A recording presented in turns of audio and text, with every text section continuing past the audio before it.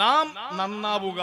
നമ്മൾ നന്നായാൽ പിശാചിനെ പോലും അല്ലാഹു നമ്മുടെ മുമ്പിൽ പരാജയപ്പെടുന്നതിന് വേണ്ടി അല്ലാഹു തആല നമ്മുടെ മുന്നിൽ ഏറ്റവും എളുപ്പമുള്ള അവസ്ഥയിലേക്ക് എത്തിച്ചു തരാൻ സംശയമില്ല. അതുകൊണ്ടാണ് അല്ലാഹുവിന്റെ റസൂൽ പറയുന്നു, സുന്ദരമായ ഒരു വലിയ പാത, ഒരു സുന്ദരമായ പാലമാണ്. ആ പാലത്തിന്റെ രണ്ട് ഭാഗങ്ങളിൽ മനോഹരമായ വിരികളുണ്ട്. ആ വിരികളിൽ ചില വാതിലുകൾ തുറക്കപ്പെട്ടിരിക്കുകയാണ്. ഒന്ന് സങ്കൽപ്പിക്കേണ്ട സഹോദര, മനോഹരമായ ഒരു നീണ്ട വിശാലമായ ഒരു പാലം.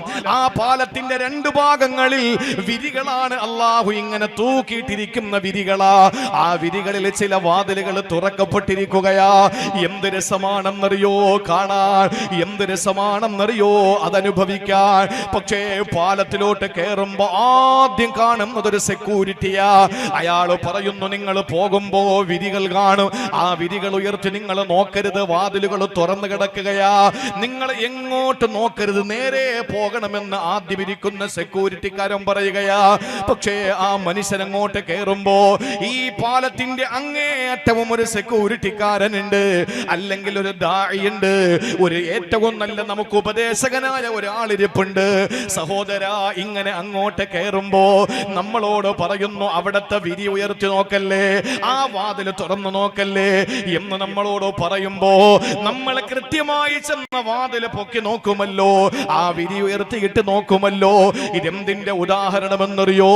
ആദരവായ പ്രവാചകൻ നബി മുഹമ്മദ് മുസ്തഫ സ്വല്ലല്ലാഹു അലൈഹി വസല്ലമ തങ്ങൾ നമുക്ക് പഠിപ്പിച്ചു തന്ന നേരായ പാതയുടെ ഉദാഹരണമാ ഈ വിശാലമായ മനോഹരമായ പാലമേതെന്നറിയോ? ആ പാലം ഹുവൽ ഇസ്ലാം. അതാണ് സുന്ദരമായ ഇസ്ലാം. അല്ലാഹ് നമുക്ക് തന്ന പാവനമായ ഇസ്ലാം, നമ്മൾ പൊന്നുപോലെ സൂക്ഷിക്കുന്ന ഇസ്ലാം, അല്ലാഹുവിന്റെ മതമാകുന്ന ദീനാകുന്ന പരിശുദ്ധ ഇസ്ലാം. ഈ ഇസ്ലാമാകുന്ന പാലത്തിലൂടെ കയറുമ്പോ ഇരുഭാഗങ്ങളിൽ വിടർന്ന് കിടക്കുന്ന വിരികളേതെന്നറിയോ? കർട്ടൻ ഏതെന്നറിയോ? വിരികളേതെന്നറിയോ? സഹോദരാ, ഹുദൂദുല്ലാഹ്, അല്ലാഹുവിന്റെ പരിധികളാണ്, അവൻ വെച്ച പരിധികളാണ്, ബൗണ്ടറികളാണ്, ബോർഡറുകളാണ്. സഹോദരാ, അതിൽ തുറക്കപ്പെട്ടിരിക്കുന്ന ജാലകങ്ങൾ ഏതെന്നറിയോ? അത് മറ്റൊന്നുമല്ല, മഹാരിമുല്ലാഹ്, അല്ലാഹ് നിഷിദ്ധമാക്കിയ കാര്യങ്ങളാ. അല്ലാഹു നിഷിദ്ധമാക്കിയ ഒരു വിരിയാണ്, അല്ലെങ്കിൽ ഒരു ജാലകമാണ് കള്ളുകുടി എന്നത്. അതിനപ്പുറത്തൊരു വാതിലുണ്ട്, അത് അല്ലാഹു നിഷിദ്ധമാക്കിയ പലിശയാണ്. അതിനപ്പുറത്ത് മറ്റൊരു വാതിൽ കാണാ, അതേതെന്നറിയോ? അല്ലാഹ് നിഷിദ്ധമാക്കിയ വ്യഭിചാരമാണ്. ഈ മനോഹരമായ ഇസ്ലാം എന്ന പാലത്തിലൂടെ സഞ്ചരിക്കുമ്പോ അല്ലാഹു തആല അവന്റെ ബോർഡറായി, ബൗണ്ടറിയായി ചില നിയമങ്ങൾ നമ്മുടെ മുന്നിലേക്ക് വിവരിച്ചു തന്നിട്ട് അതിന്റെ മുന്നിൽ ചില വാതിലുകൾ തുറന്നിട്ടിട്ടുണ്ട്. അത് നിഷിദ്ധമാക്കപ്പെട്ട കാര്യങ്ങളാ. അതിലോട്ട് തുറന്നു നോക്കല്ലേ എന്ന് ആദ്യം കയറുമ്പോൾ നമ്മൾ കാണുന്ന ഫസ്റ്റ് ഇരിക്കുന്ന ആ സെക്യൂരിറ്റിക്കാരൻ ആരെന്നറിയോ? ആ ദാഇ ആരെന്നറിയോ? അവിടെ ഇരുന്ന് നമ്മെ ഉപദേശിക്കുന്ന ഉപദേശകൻ ആരെന്നറിയോ? അത് അല്ലാഹുവിന്റെ പരിശുദ്ധ ഖുർആൻ നമ്മളോട് പറഞ്ഞതെന്താണ്? കള്ളു കുടിക്കല്ലേ, പെണ്ണു പിടിക്കല്ലേ, പലിശ വാങ്ങല്ലേ, മദ്യപിക്കല്ലേ, ഇതൊന്നും ചെയ്യല്ലേ എന്ന് ഖുർആൻ നമ്മളോട് പറയുമ്പോ അത് കേൾക്കാൻ കഴിയാതെ വീണ്ടും നമ്മൾ മുന്നോട്ട് നടക്കുമ്പോ ആദ്യം പറഞ്ഞ ഉപദേശകന്റെ ഉപദേശം മറന്നുകൊണ്ട് വീണ്ടും നമ്മൾ ആ അല്ലാഹു നിഷിദ്ധമാക്കിയ ആ ജാലകങ്ങളെ തുറക്കാൻ ശ്രമിക്കുമ്പോ പാലത്തിന്റെ അങ്ങേ തലക്കിൽ ഇരുന്നതാ ഒരാൾ വീണ്ടും വിളിക്കുന്നു, ഏയ് തുറക്കല്ലേ, തുറക്കല്ലേ, ഇങ്ങോട്ട് വാ, ഇങ്ങോട്ട് വാ എന്ന് പറയുന്ന അങ്ങേ തലക്കിലിരിക്കുന്ന ആളാരാണെന്നറിയോ?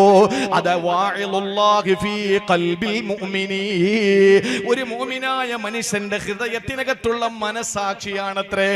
എന്ന് പറഞ്ഞാൽ നമ്മളാക്കി മാറ്റുന്ന നമ്മുടെ നഫ്സ് ഉണ്ടല്ലോ, ആ നഫ്സ് ഇല്ലാമാ റഹിമ റബ്ബി, അല്ലാഹു കരുണ ചെയ്ത ചില നഫ്സുകൾ ഒഴിച്ചെന്ന് പറഞ്ഞ ആ നഫ്സാണ് അരുതരുത്, പാടില്ല, പാടില്ല എന്ന് നമ്മെ വിളിച്ചുകൊണ്ടിരിക്കുന്നത്. ഇത് കേൾക്കാനും കാണാനും നമുക്ക് കഴിവില്ല. പരിശുദ്ധ ഇസ്ലാം ഇങ്ങനെ മനോഹരമായ വഴി നമ്മൾ നടന്ന് യാത്ര ആരംഭിച്ചിരിക്കുകയാണ്. ഇപ്പൊ എത്ര വയസ്സായി? 45 വയസ്സ്, 50 വയസ്സ്, 60 വയസ്സ്, 70 വയസ്സ്. ഈ പ്രായം ഇത്രയും നമ്മൾ ഇസ്ലാം എന്ന് പറയുന്ന മനോഹരമായ പാതയിലൂടെ നടന്നു പോവാൻ. അങ്ങനെ പോകുമ്പോ രണ്ട് ഭാഗത്ത് അള്ളാഹുവിന്റെ നിരോധനങ്ങളാകുന്ന അവന്റെ ബൗണ്ടറി എല്ലാ ലികുല്ലി മലിക്കിൻ ഹിമ, എല്ലാ രാജാക്കന്മാർക്കും ബൗണ്ടറി ഉണ്ട്. ഉക്രൈനും റഷ്യയും തമ്മിൽ നടക്കുന്ന യുദ്ധത്തിന്റെ പ്രശ്നം എന്താ പ്രശ്നം? ഇരു രാജ്യങ്ങളും അയൽപക്ക രാജ്യങ്ങളാണ്. ഇന്ത്യയും പാകിസ്ഥാനും തമ്മിലുള്ള പ്രശ്നം എന്താണ്? രണ്ടും അയൽപക്ക രാജ്യങ്ങളാണ്. അപ്പൊ ഈ രാജ്യത്തിന്റെ ബൗണ്ടറിക്കകത്തേക്ക് കയറിയിട്ട് ഒരു നുള്ളും മണ്ണെടുക്കാൻ ഒരിക്കലും രാജ്യത്തുള്ള ഭരണാധികാരികൾ സമ്മതിക്കില്ല. അള്ളാഹുവിന്റെ പരിധികൾ അവൻ നിശ്ചയിച്ചിട്ടുള്ള ചില പരിധികളാണ് ഈ കാണുന്ന മനോഹരമായ വിരികൾ. അത് കാണാൻ ഭയങ്കര രസമാണ്. എന്നിട്ട് ഇടയ്ക്ക് ഇങ്ങനെ ഉയർത്തി നോക്കണമെന്ന് തോന്നും. അവിടെ തുറക്കപ്പെട്ട വാതിലുകളാ. അത് അള്ളാഹു നിഷിദ്ധമാക്കിയ കാര്യങ്ങളാണ്. നമ്മൾ തുറക്കാൻ വേണ്ടി ഒരുങ്ങുമ്പോ ഖുർആൻ തലക്കിൽ ഇരുന്നു കൊണ്ട് പറയുന്നു, ലാ തഫ്തഹ്, നീ തുറക്കരുത്, അത് ആപത്താണ്. നമ്മൾ കേൾക്കൂല, കാരണം നമ്മൾ മറന്നു പോകുന്നു. എത്ര പ്രസംഗം കേട്ടാലും മറന്നു പോകുന്നു.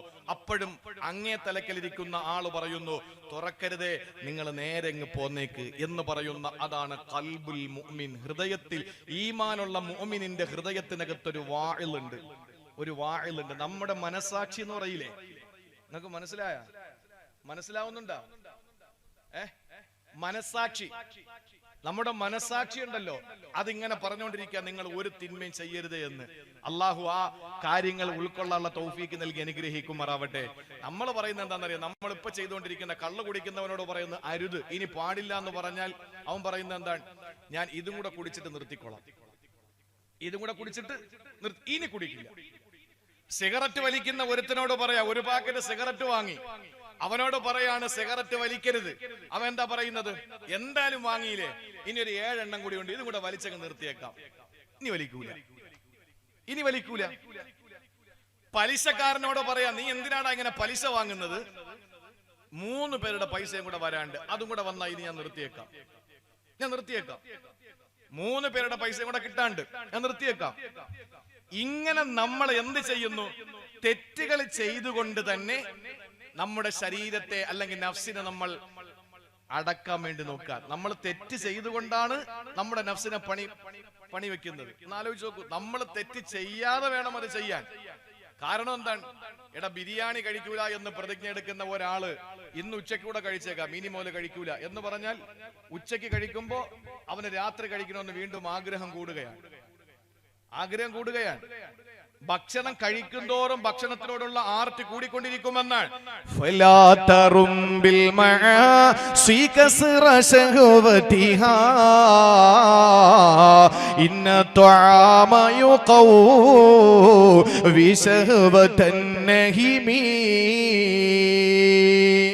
സഹോദരങ്ങളെ, പറയുന്നത് എന്താ?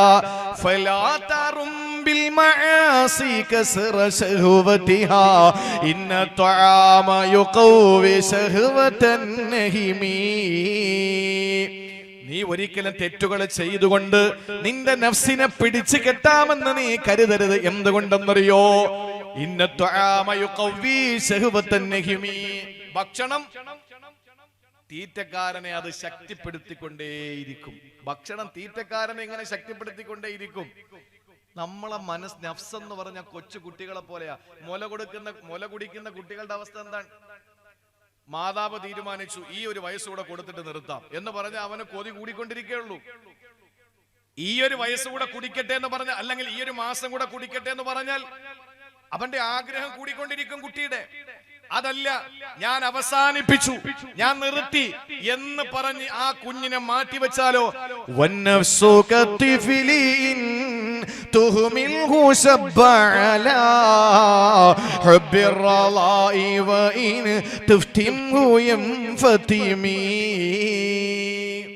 മനുഷ്യൻ കുഞ്ഞുങ്ങളെ പോലെയാണ്.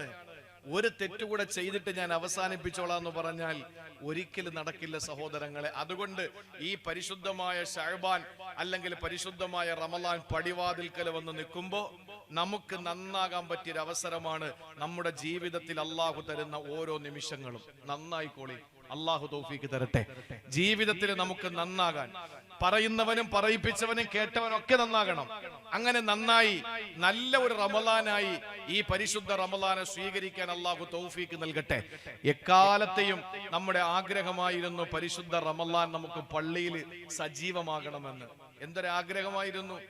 അൽഹംദുലില്ലാ, നേരത്തെ ഉസ്താദ് പറഞ്ഞതുപോലെ ഇടയ്ക്ക് നമ്മളൊക്കെ ആശങ്കയിലായി. അല്ലാഹുവേ, ഇനി വീണ്ടും ഒരു അടച്ചുപൂട്ടൽ ഉണ്ടാവോ? ഇപ്പോഴും പൂട്ടിട്ടിരിക്കുന്ന ഹൗലുകളാ. ഒന്ന് ആലോചിച്ച് നോക്കിയാൽ, ഒരു പള്ളിയിൽ കയറി ഹൗലിൽ നിന്ന് ഒതു കൊടുക്കണമെന്ന് ആഗ്രഹിച്ചാൽ ഏത് പള്ളിയിലാ ഹൗലിൽ വെള്ളമുള്ളത്? ആ ഹൗലൊക്കെ പൂട്ടി വറ്റി വരണ്ട വയലേലകൾ പോലെ ഹൗല് കിടക്കുകയാണ്. ഹൗലിൽ വെള്ളം നിറയ്ക്കാറായിട്ടില്ല.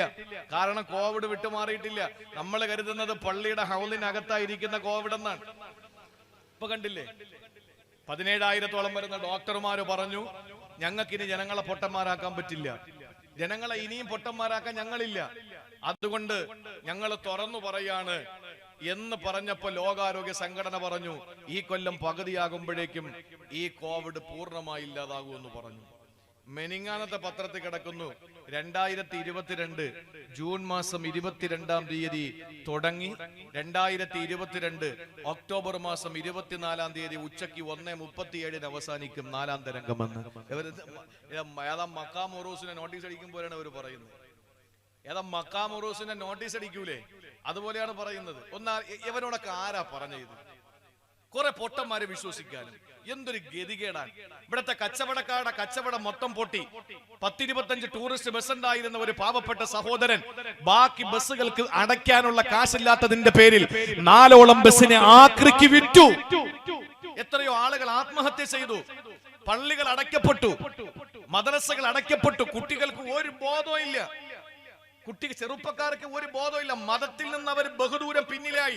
ഇപ്പൊ ജബ്ബാർ മാഷിന്റെ കൂടെ കുറെ എണ്ണം കൂടി, അപ്പൊ കുറെ താത്തമാര് ജാമിദാരെ കൂടെ കൂടി, അപ്പൊ കൊള്ളാം ജസ്ലാം മാടശ്ശേരിയുടെ കൂടെ കുറെ എണ്ണം കൂടി. എല്ലാ ശൈത്താന്റെ കൂടെ ആളുകളുണ്ട്. ആലോചിച്ച് നോക്ക്. ഇതിനൊക്കെ ആയുസ് കൂടുതലാണ്. കാരണം റബ്ബിനോട് ചോദിച്ചു വാങ്ങിയതാണ് ശൈത്താൻ, എനിക്ക് ആയുസ് നീട്ടിത്തരണമെന്ന്. ഈ ശൈത്താന്മാർക്കൊക്കെ ആയുസ് കൂടുതലാണ്. ഞാൻ പറയുന്നത്, ജീവിതത്തിൽ നമുക്ക് ഒരുപാട് നഷ്ടങ്ങൾ കഴിഞ്ഞ 3 വർഷം കൊണ്ടുണ്ടായി. കോവിഡ് വന്നപ്പോ മദ്രസകളില്ല. മനുഷ്യന് മക്കൾക്ക് എന്താണ് അലിഫ് എന്നറിയില്ല, എന്താണ് അല്ലാഹ് എന്നറിയില്ല. അല്ലാഹ് ഉണ്ടോ എന്നൊക്കെ ചോദിക്കുന്ന കുട്ടികൾ. എന്തൊരവസ്ഥയാണിത്. ആ അവസ്ഥകളിൽ നിന്ന് അല്പമൊന്ന് കരകയറാൻ വേണ്ടിയിട്ട് കരുണയുടെ പ്രവർത്തകരെ പോലുള്ള നമ്മുടെ ചെറുപ്പക്കാര്, ചൊണക്കുട്ടികളായ ചെറുപ്പക്കാര് ഇതുപോലുള്ള സദസ്സുകൾ സംഘടിപ്പിച്ച് ചെറുപ്പക്കാരെ ദീനിലേക്ക് ആവാഹിക്കാൻ വേണ്ടി, പരിശുദ്ധമായ ദീൻ അവരുടെ ഹൃദയത്തിലേക്ക് കൊടുക്കാൻ വേണ്ടിയിട്ട് ശ്രമിക്കുമ്പോൾ വീണ്ടും പറയുകയാണ്, 4ാം തരംഗം വരാൻ പോകുന്നു, 4ാം തരംഗം വരാൻ പോകുന്നു. ഇത്രയും കൃത്യമായിട്ട് ഒരു കണക്ക് കൂട്ടലുകൾ മാസങ്ങൾക്ക് മുമ്പ് അവർക്ക് കിട്ടുക എന്ന് പറഞ്ഞാൽ എന്തൊരവസ്ഥയാണ്, എന്തൊരവസ്ഥ. കൃത്യമായ ഡേറ്റ് സഹിതം പറയുകയാണ്. മാസ്ക് വിറ്റ കോടികൾ, കോടാന കോടികൾ, സാനിറ്റൈസർ വിറ്റ സഹസ്ര കോടികൾ, മരുന്ന് കമ്പനികൾക്ക് സഹസ്ര കോടികൾ, വാക്സിൻ സംവിധാനത്തിലൂടെ നേടിയ ഒരു കോടികൾ.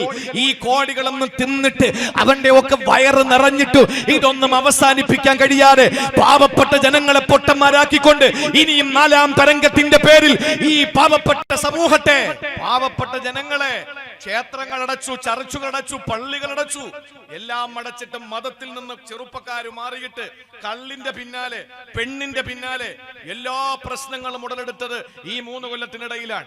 ഏറ്റവും വലിയ പ്രശ്നങ്ങൾ ഉണ്ടായത് ഈ 3 കൊല്ലത്തിനിടയിലാണ്. അങ്ങനെ എല്ലാ മനുഷ്യരും അവരവരുടെ മതബോധത്തിൽ നിന്ന് പിന്നോട്ട് പോകുമ്പോ ഇനിയും നമുക്കൊരു അടച്ചുപൂട്ടൽ വിശ്വസിക്കാൻ പറ്റുന്നില്ല. അതുകൊണ്ട് ഈ പരിശുദ്ധ റമളാൻ കടന്നു വരുമ്പോ നമ്മളൊക്കെ ആകെ ശങ്കിച്ചവരാണ്, ഇനി ഒരു അടച്ചുപൂട്ടൽ ഉണ്ടാകുമോ എന്ന്. അള്ളാഹുവിന്റെ തൗഫീഖ് കൊണ്ട് ഇതുവരെയും വേറെ നെഗറ്റീവായിട്ടുള്ള ഒരു റിപ്പോർട്ടുകളും വന്നിട്ടില്ല. എല്ലാം പോസിറ്റീവ് തന്നെ. ഇനിയിപ്പോ അറിയാൻ പറ്റില്ല. നമ്മൾ ശക്കിന്റെ ദിവസത്തിൽ ഇരിക്കുമ്പോ ഇതാകെ ഒക്കെ കീഴ്മേൽ മറിയോ എന്ന് നമുക്കറിയില്ല. കഴിഞ്ഞ വർഷം പോലെ അവസാനത്തെ 10 ഹയാത്താക്കാൻ വേണ്ടി എല്ലാവരും സൂപ്പർ വൈറ്റ് ഒക്കെ മുക്കി തുണിയൊക്കെ തേച്ച് റെഡിയാക്കി കൊണ്ട് വന്നപ്പോഴാണ് പറഞ്ഞ വീട്ടിൽ പോയിരുന്നോളാം. ചില ആളുകൾ പറഞ്ഞു ലക്ഷ്മണരേഖയ്ക്ക് വെളിയിറങ്ങരുത്. അങ്ങനെയൊക്കെ എല്ലാവരും അവരുടെ വീടുകളിലായി. പെരുന്നാൾ ആഘോഷം ഇല്ലാതെയായി. എന്റെ സഹോദരങ്ങളെ, ഇങ്ങനെയുള്ള പ്രതിസന്ധികൾ വന്നാൽ എങ്ങനെ നിൽക്കണമെന്നും നമുക്കൊരു പുതിയ അനുഭവങ്ങളാണ്. അതുകൊണ്ട് നമ്മുടെ നഫ്സിനെ ഒന്ന് റെഡിയാക്കി. ഒരു യുദ്ധം കഴിഞ്ഞു വരുമ്പോൾ ഒരുപാട് ശത്രുക്കളോട് പോരാടി 8 മണിക്കൂറുകളോളം യുദ്ധം ചെയ്ത, ദിവസങ്ങളോളം യുദ്ധം ചെയ്ത ഒരു യുദ്ധമാണ്.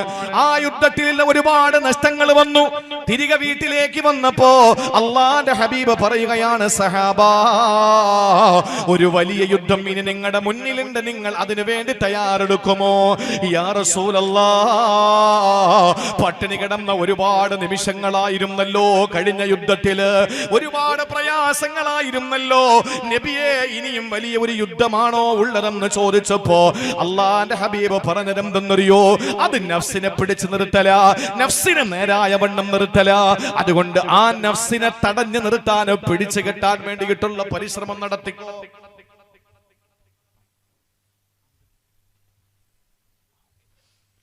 അല്ലാഹു തൗഫീഖ് തരട്ടെ, അല്ലാഹു മനസ്സിലാക്കാൻ നമുക്ക് തൗഫീഖ് തരട്ടെ.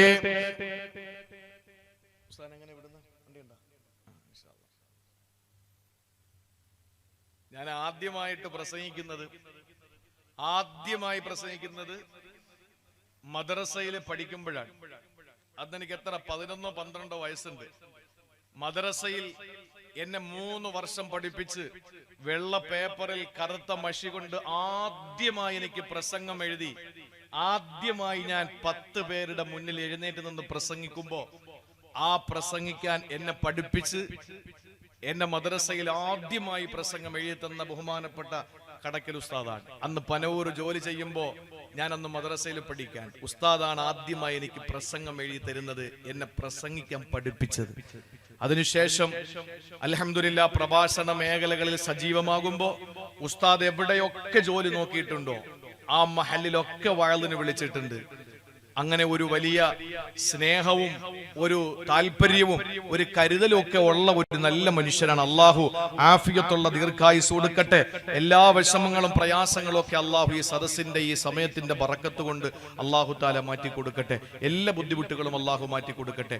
എന്റെ സഹോദരങ്ങളെ, ജീവിതത്തിൽ അള്ളാഹു നമുക്ക് തന്ന ഏറ്റവും വലിയൊരു സൗഭാഗ്യമാണ് ഈ വരാൻ പോകുന്ന പരിശുദ്ധ റമളാൻ.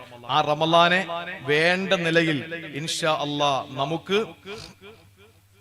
എന്തു വേണം? നമുക്ക് ഏറ്റവും നല്ല നിലയിൽ നമുക്ക് ഈ റമളാനെ മാറ്റിയെടുക്കണം. അള്ളാഹു തൗഫീഖ് നൽകി അനുഗ്രഹിക്കുമാറാവട്ടെ.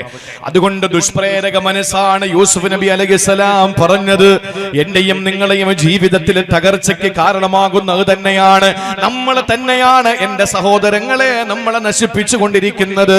അതിൽ നിന്ന് രക്ഷ നേടാൻ ഒരേ ഒരു വഴിയേ ഉള്ളൂ, ഇല്ലാ മാ റഹിമ റബ്ബി. അള്ളാഹു കരുണ ചൊരിഞ്ഞ ചിലരൊഴിച്ച് ആ കരുണ ചൊരിഞ്ഞവരിൽ നമ്മൾ ഉൾപ്പെടണം. അള്ളാഹു പറഞ്ഞല്ലോ, ആ കരുണ ചൊരിഞ്ഞവരിൽ നമ്മൾ ഉൾപ്പെടണം. അതിനു വേണ്ടിയിട്ടുള്ള പരിശ്രമങ്ങളാവട്ടെ, അതിനു വേണ്ടിയിട്ടുള്ള തയ്യാറെടുപ്പുകളാകട്ടെ, അതിനാണ് പരിശുദ്ധ റമളാൻ നമ്മുടെ മുമ്പിൽ വരുന്നത്. നേടാനുള്ളതൊക്കെ നേടിക്കോടി. അടുത്ത വർഷം റമളാനിൽ ആരുണ്ടാവും പറയാൻ കഴിയില്ല. നമ്മൾ ആരെങ്കിലും ചിന്തിച്ചിരുന്നോ മയ്യത്ത് കുളിപ്പിക്കാതെ അടക്കുന്ന ഒരു സാഹചര്യം ഉണ്ടാവും? വേറെ പലതും പോട്ടെ, കുളിപ്പിക്കാൻ പറ്റാത്ത മയ്യത്തുകളൊക്കെ കരിഞ്ഞ് മുങ്ങി ഇങ്ങനെയൊക്കെ ഉള്ളതിനെ കുളിപ്പിക്കാൻ പറ്റാത്ത അവസ്ഥകളൊക്കെ ഉണ്ടായിട്ടുണ്ട്. പക്ഷെ നമ്മൾ നോർമലായിരിക്കുന്ന ഒരാളിന്റെ മയ്യത്ത് കുളിപ്പിക്കാൻ പറ്റാത്ത അവസ്ഥയിൽ കബറടക്കേണ്ടി വരും. ഒരു മയ്യത്ത്, സ്വന്തം വാപ്പാടെ മയ്യത്ത് വീട്ടുമുറ്റത്ത് കൊണ്ടുവരാൻ പറ്റാത്തൊരവസ്ഥ ഉണ്ടാകുമെന്ന് ആരെങ്കിലും ചിന്തിച്ചിരുന്നോ കോവിഡിന് മുമ്പ്? ഇല്ല. നമ്മൾ ആരും അങ്ങനെ സ്വപ്നം പോലും കണ്ടിട്ടില്ല. ഇനി നമ്മളുടെ ചിന്തകൾക്കപ്പുറത്ത് ഇനി എന്തൊക്കെ വരാൻ പോകുന്നു എന്ന് നമുക്കൊന്നും അറിയില്ല. അതുകൊണ്ട് നമ്മുടെ ജീവിതത്തിലെ വരുന്ന റമളാൻ ഏറ്റവും ധന്യമായ റമളാനായി നമ്മൾ കരുതണം. അള്ളാഹു തൗഫീഖ് നൽകി അനുഗ്രഹിക്കുമാറാവട്ടെ. രണ്ടാമത് ഖുർആൻ പറയുകയാണ്, അള്ളാഹു പറയുകയാണ്, നഫ്സുൽ ലവ്വാമാ. ഈ നഫ്സും കൂടി പറഞ്ഞുകൊണ്ട് ഞാൻ അവസാനിപ്പിച്ചോളാം. രണ്ടാമത്തെ നഫ്സാണ് ഖുർആൻ പറയുന്നു അന്നഫ്സുൽ ലവ്വാമാ. എന്താണെന്നറിയോ നഫ്സുൽ ലവ്വാമ എന്ന് പറഞ്ഞാൽ? വിമർശക മനസ്സാണ്. ഇതൊന്ന് ചിന്തിക്കണേ സഹോദരങ്ങളെ. നാളെ നമ്മൾ തന്നെ നമ്മളെ കുറ്റം പറയുമെന്നാണ്. അതാണ് നമ്മൾ ഗൗരവത്തിൽ മനസ്സിലാക്കേണ്ടത്. നമ്മളെ ആരെങ്കിലുമല്ല കുറ്റം പറയുക, നമ്മളെ തന്നെയാണ് കുറ്റം പറയുക. അല്ലാഹുവിന്റെ വിശുദ്ധ ഖുർആൻ സൂറത്തുൽ ഖിയാമയിൽ അല്ലാഹു പറഞ്ഞല്ലോ, ലാ ഉഖ്സിമു ബിയൗമിൽ ഖിയാമ വലാ ഉഖ്സിമു ബിന്നഫ്സിൽ ലവ്വാമാ. അല്ലാഹു സത്യം ചെയ്തുകൊണ്ട് പറഞ്ഞ, അല്ലാഹു സത്യം ചെയ്യാൻ വേണ്ടിയിട്ട് പറഞ്ഞ ഒരു നഫ്സ് ഏതാണ്? ആ നഫ്സിന്റെ സഹോദരങ്ങളെ നഫ്സുൽ ലവ്വാമയ എന്ന് പറഞ്ഞാല് വിമർശക മനസ്സാണ്. നമ്മളെ വിമർശിക്കുന്ന ഒരു മനസ്സിന്റെ അത്രേ എന്ന് പറഞ്ഞാൽ നാളെ റബ്ബിന്റെ കോടതിയിൽ നമ്മൾ ചെല്ലുമ്പോ നമ്മളെ തന്നെ കുറ്റപ്പെടുത്തുമെന്ന് കുറ്റപ്പെടുത്തുന്നാണ്. ഭാര്യ നമ്മളെ കുറ്റപ്പെടുത്തുന്നത് വേറെ. പൊന്നുമക്കളുണ്ടല്ലോ കൈവെള്ളയിൽ താലോലിച്ചു വളർത്തുന്ന, നമ്മളെ നിലത്ത് വെച്ചാൽ ഉറുമ്പരിക്കു, തലയിൽ വെച്ചാലോ പേനരിക്കുമെന്ന് പറഞ്ഞുകൊണ്ട് ആറ്റുനോറ്റ് വളർത്തുന്ന മക്കളുണ്ടല്ലോ. കൈ വളരുന്നുണ്ടോ കാല് വളരുന്നുണ്ടോ എന്ന് നോക്കിയിട്ട് പൊന്നുപോലെ താലോലിച്ച് താരാട്ട് പാട്ടുപാടി ഉറക്കുന്ന പൊന്നുമക്കളുണ്ടല്ലോ. ആ മക്കള് വഴിതെറ്റിപ്പോയാ, കഞ്ചാവിനടിമപ്പെട്ടു പോയാൽ, ആ പൊന്നുമക്കള് ഏതെങ്കിലുമൊക്കെ മോശമായ രീതിയിലേക്ക് കടന്നു പോയാ നമ്മൾ പറയും നമ്മൾ പറഞ്ഞിട്ട് കേൾക്കാത്തതല്ലേ. അല്ല ഉമ്മ, അല്ല വാപ്പാ, നാളെ പരലോകത്ത് ചെല്ലുമ്പോ നമ്മൾ അല്ലാഹുവിന്റെ മുന്നിൽ നിൽക്കണമല്ലോ.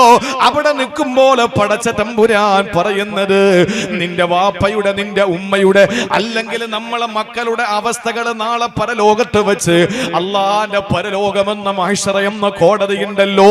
ഒരു ചാൻ മുകളിൽ കത്തിജ്വലിച്ചു നിൽക്കുന്ന അരുണന്റെ കിരണമേറ്റുകൊണ്ട് ചെമ്പത്തറ താപം കൊണ്ട് വിറക്കുമ്പോ ആരോരുമില്ലാത്ത മഹ്ശറ വനസഭയിൽ അല്ലാഹു റബ്ബുൽ ഇസ്സത്തിന്റെ മുന്നിൽ വെച്ച് നമ്മുടെ മക്കൾ പറയുന്ന ഒരു വാക്കുണ്ട്. എന്താണെന്നറിയോ?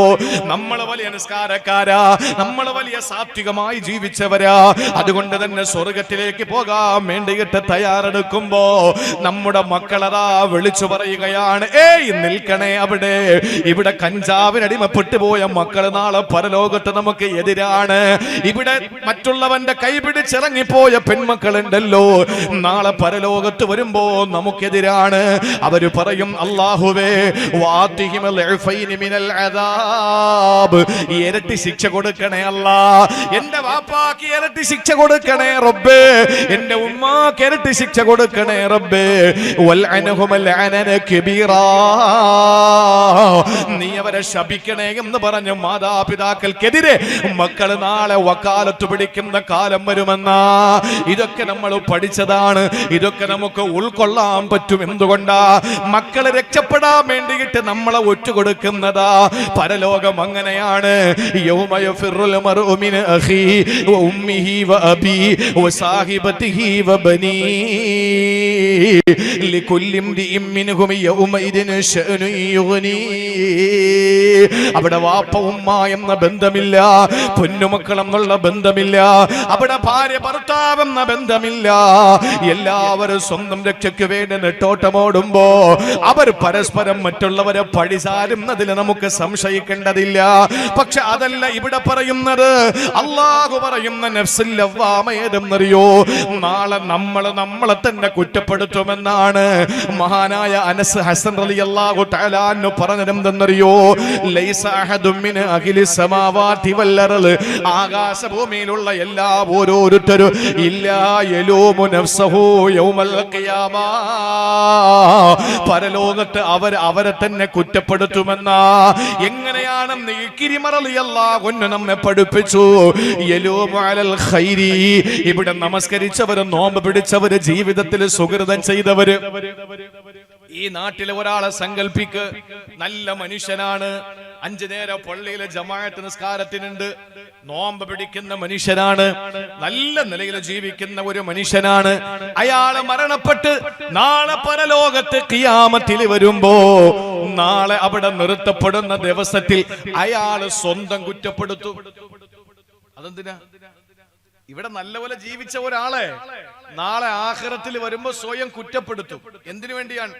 ഇക്രിമ റളിയല്ലാഹു അൻഹു പറയാ, അയാൾ സ്വയം കുറ്റപ്പെടുത്തിയിട്ട് പറയും, ലൗ ഫഅൽതു കദാ വ കദാ, ഇന്നതൊക്കെ ചെയ്യാമായിരുന്നല്ലോ, ഞാൻ ചെയ്തു, പക്ഷെ വേറെ കുറെ കാര്യങ്ങൾ ഇവിടെ ചെയ്യാമായിരുന്നല്ലോ, പറ്റിയില്ല, നീ സമ്മതിച്ചില്ല എന്ന് നമ്മളോട് നമ്മൾ തന്നെ പറയും. അതാണ് വലാ ഉഖ്സിമു ബിന്നഫ്സിൽ ലവ്വാമ.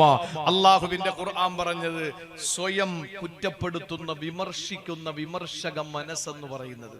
നമ്മളെ തന്നെ നാളെ കുറ്റപ്പെടുത്തുമെന്നാണ്. അപ്പൊ തിന്മ ചെയ്തവന്റെ അവസ്ഥയോ?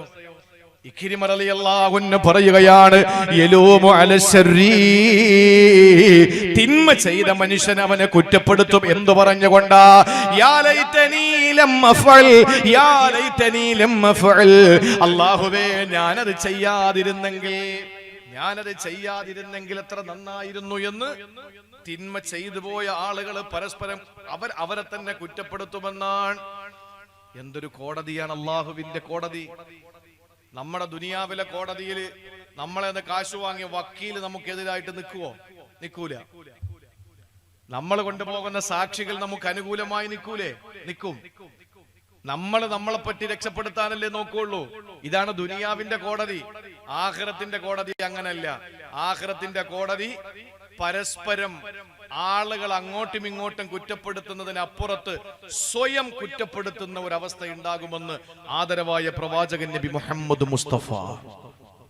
ഒന്ന് ആലോചിച്ച് നോക്ക്. നമ്മളെ തന്നെ നശിപ്പിക്കാൻ വേണ്ടിയിട്ട് കുറ്റപ്പെടുത്തുന്ന, പരസ്പരം നമ്മളെ മുഖത്തോട് മുഖം നോക്കിയിട്ട് ഇപ്പൊ കുറ്റപ്പെടുത്തുന്നത് പോലെ, നീ അത് പറഞ്ഞിട്ടല്ലേ ഞാൻ പറഞ്ഞത്, നീ അത് ചെയ്തിട്ടല്ലേ ഞാൻ ചെയ്തത് എന്ന് പരസ്പരം ഇപ്പൊ നമ്മൾ കുറ്റപ്പെടുത്തും പോലെ സ്വയം നാളെ കുറ്റപ്പെടുത്തുന്ന ഒരു കാലമുണ്ടാകും. അള്ളാഹുവിന്റെ വിശുദ്ധ ഖുർആൻ നമ്മോട് പറയുകയാണ്.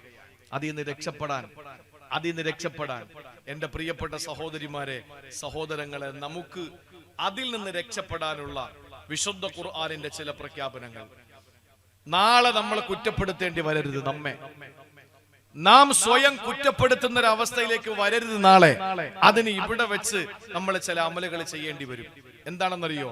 ഒന്നാമതായിട്ട് ശ്രദ്ധിച്ചോളി, ശഅബാൻ മാസമാണ്, അല്ലെങ്കിൽ റജബിന്റെ അവസാന ദിവസങ്ങളാണ്. റമളാൻ മാസം നമ്മുടെ പടിവാതിൽക്കലാണ്. കൈയെത്തി പിടിക്കാൻ കഴിയുന്ന തരത്തിൽ റമളാൻ നമ്മുടെ തൊട്ടു മുമ്പിലുണ്ട്. നമ്മൾ എന്തു വേണം? നാളെ നമ്മൾ തന്നെ നമ്മളെ കുറ്റപ്പെടുത്തുന്ന ഒരു അവസ്ഥ വരാതിരിക്കാൻ ഇവിടെ നാം ചെയ്യേണ്ട ഒന്നാമത്തെ കാര്യം ഏതെന്നറിയോ? അല്ലാഹ് പറയുകയാണ്, വഅനീബൂ ഇലാ റബ്ബികും വഅസ്ലിമൂ ലഹു മിൻ ഖബ്ലി അൻ യഅതിയകുമുൽ അദാബു സുമ്മ ലാ തുൻസറൂ. അല്ലാഹ് പറയുകയാ, വഅനീബൂ ഇലാ റബ്ബികും, നിങ്ങൾ അല്ലാഹുവിലേക്ക് പശ്ചാത്തപിച്ചു മടങ്ങുക. അല്ലാഹുവിലേക്ക് പശ്ചാത്തപിച്ചു മടങ്ങുക. സഹോദരങ്ങളെ, അല്ലാഹുവിലേക്ക് പശ്ചാത്തപിച്ചു മടങ്ങേണ്ട മാസമാണ്. നമ്മൾ കരുതും ഇനി ഉണ്ടല്ലോ 30 രാവുകൾ 30 പകലുകൾ, പരിശുദ്ധ റമളാൻ കടന്നു വരുമ്പോ നമുക്ക് പശ്ചാത്തപിക്കാം. അതിനു മുമ്പ് ശഅബാൻ ഉണ്ടല്ലോ, നമുക്ക് ഇങ്ങനെ അങ്ങ് പോയാലും റമളാനിൽ എത്തിച്ചേരുമ്പോ നമുക്ക് ഇൻഷാ അല്ലാഹ് പശ്ചാത്തപിച്ചു മടങ്ങാം.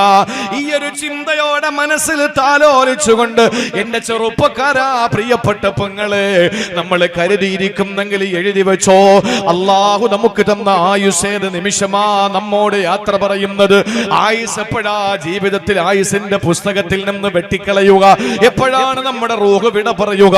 ഇത് പറയാൻ നമുക്ക് നിവൃത്തിയില്ലെങ്കിൽ ജീവിതത്തിൽ എന്റെ സഹോദരങ്ങളെ നമുക്ക് പശ്ചാത്തപിക്കാൻ സമയം കിട്ടിയെന്ന് വരില്ല.